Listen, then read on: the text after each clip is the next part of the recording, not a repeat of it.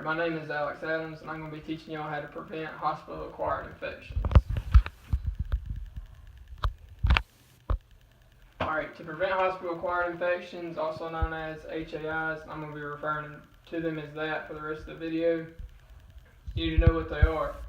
HAIs are infections that occur more than 48 hours post-admission. HAIs are caused by viral, fungal, bacterial pathogens.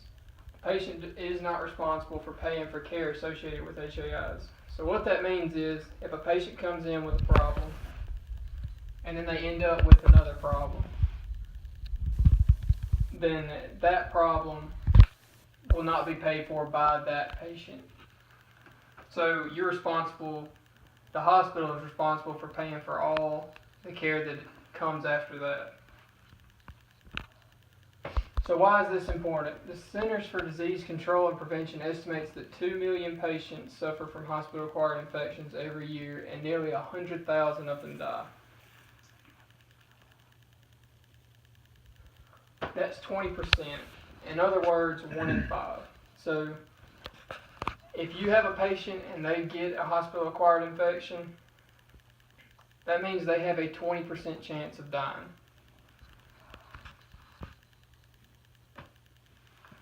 Hospital-acquired infections result in up to $4.5 billion in additional healthcare expenses every year.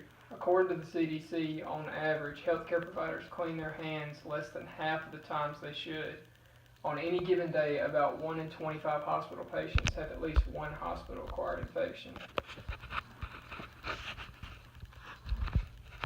So the most common hospital-acquired infections are catheter-associated urinary tract infections, and that's going to be from you not performing Foley care, or just skipping out on it, or not checking the Foley when you're supposed to.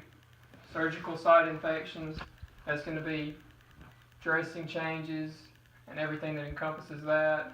Bloodstream infections, pneumonia, and C. diff. So how can you help prevent it?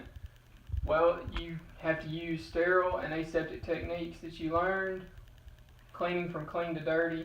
You don't want to be pushing dirty stuff back into what you've already cleaned once. Maintaining the sterile field with any procedure that requires sterility. And using standard precautions with every patient. Alright, urinary catheter care. How often should catheter care be performed? Once per shift and as needed. That's right. So twice a day, and if you deem it necessary. Should you routinely replace a catheter? No. That's also correct. You want to make sure the catheters are anchored and secured. If a catheter isn't anchored and secured, then it's going to be moving out, and that's just moving more bacteria into the patient, which can result in a catheter-associated urinary tract infection. Alright, repositioning the client is very important in preventing HAIs. You want to reposition your patients every 2 hours. You want to teach them to turn, cough, and deep breathe post-surgery. This helps with ventilation and moving all the gunk that's built up in the patient that's been lying down, moving it out of the body so residual bacteria doesn't just sit inside them and fester.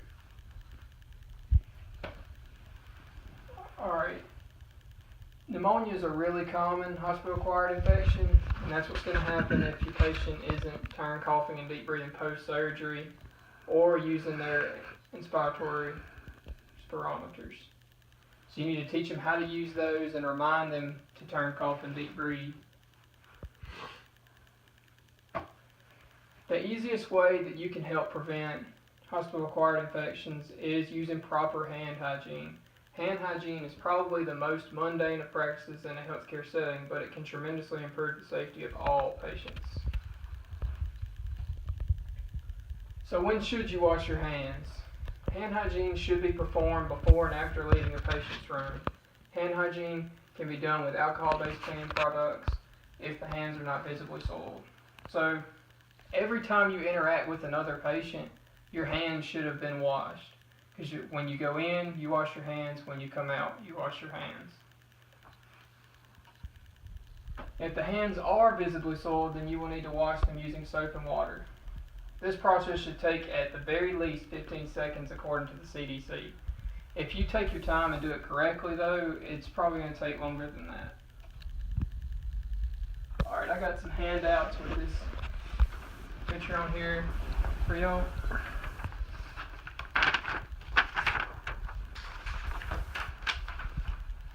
So these are the 7 steps to hand washing, and this is not counting for cutting the water on, cutting the water off, and drying your hands. So first thing you're going to do is rub your palms together, and then you're going to rub the back of each palm.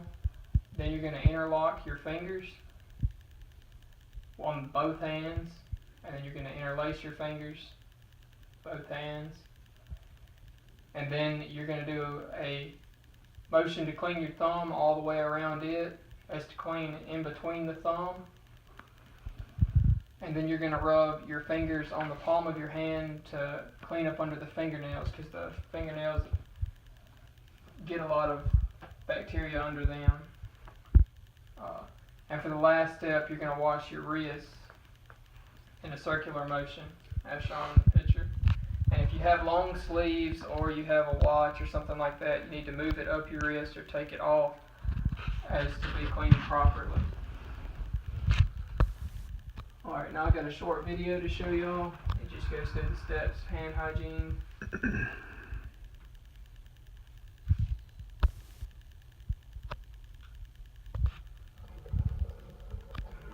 Hand washing with soap and water in 12 steps. Step 1. Wet hands. Step 2. Apply soap. Step 3. Rub hands palm to palm.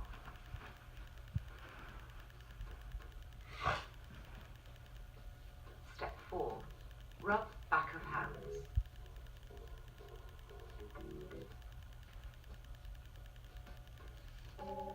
Step 5.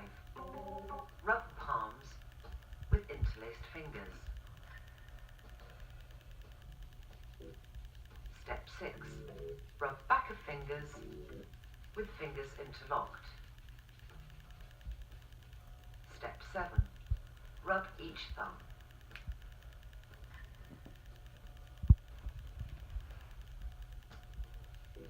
Step 8. Rub tips of fingers in a circular motion. Step 9. Rub wrists.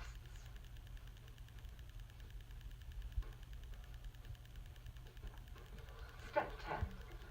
Rinse hands.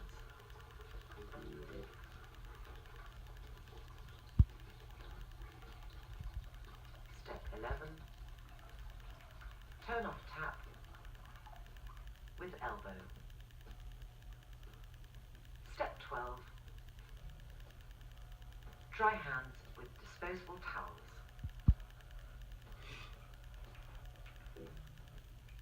Following these 12 steps for effective hand washing should take around 30 seconds.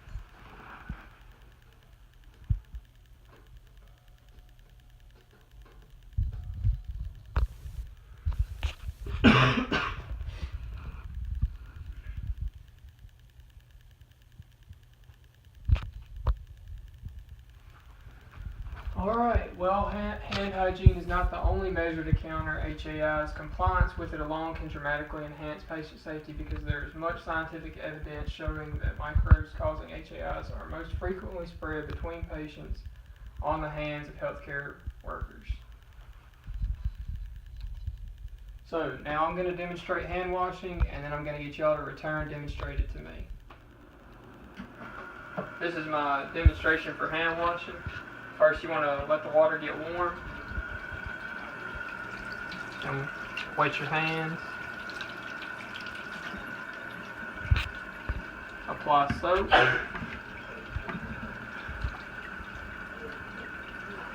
Rub each palm together. Rub the back of each palm.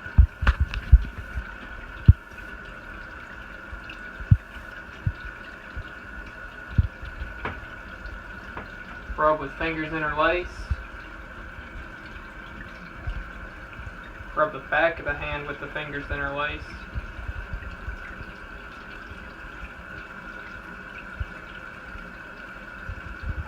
Clean the thumbs in a circular motion.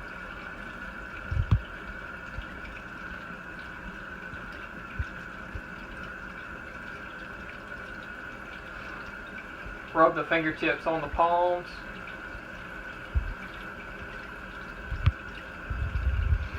Clean out from under the nails. And then clean the wrists in a circular motion. Rinse the hands. Be careful not to touch the sink. Dry the hands.